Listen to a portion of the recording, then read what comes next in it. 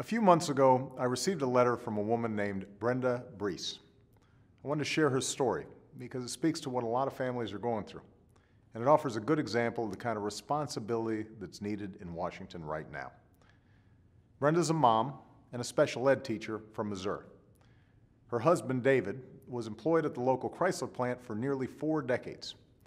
They've worked hard their whole lives, but like a lot of folks, they've taken some hits over the past few years. When the Chrysler plant closed, David had to take early retirement. His pension helps, but it's half of what he earned before. Meanwhile, because of budget cuts, Brenda has had to buy school supplies for her students out of her own pocket because it's her job and she cares about those kids.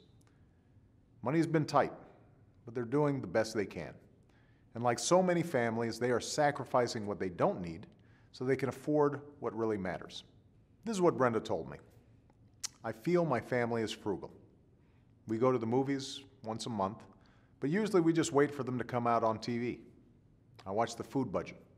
We combine trips into town and use coupons, and we trim each other's hair when we need a haircut. So Brenda and her husband know what they can do without, but they also know what investments are too important to sacrifice. Their daughter Rachel is a sophomore in college with a 4.0 grade point average. The tuition's a big expense, but it's worth it because it will give her the chance to achieve her dreams. In fact, Brenda is looking for a second job to ensure, as she put it, the money is there to help Rachel with her future. Families across this country understand what it takes to manage a budget. They understand what it takes to make ends meet without foregoing important investments like education. Well, it's time Washington acted as responsibly as our families do. And on Monday, I'm proposing a new budget that will help us live within our means while investing in our future.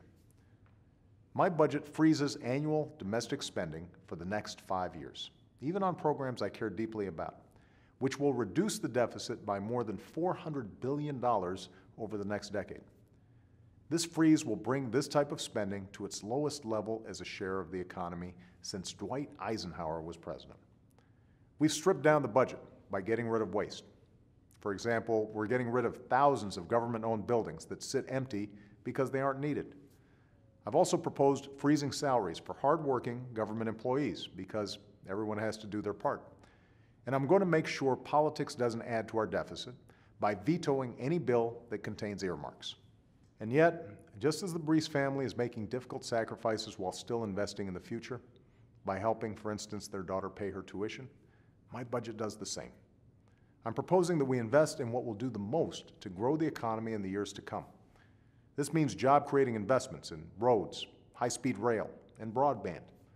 This means cutting-edge research that holds the promise of creating countless jobs and whole new industries like clean energy and biotechnology. And it means improving our schools and making college more affordable, to give every young person the chance to fulfill his or her potential and receive the job training they need to succeed. Because it would be a mistake to balance the budget by sacrificing our children's education. So after a decade of rising deficits, this budget asks Washington to live within its means, while at the same time investing in our future. It cuts what we can't afford to pay for what we cannot do without. That's what families do in hard times, and that's what our country has to do as well. Thanks so much.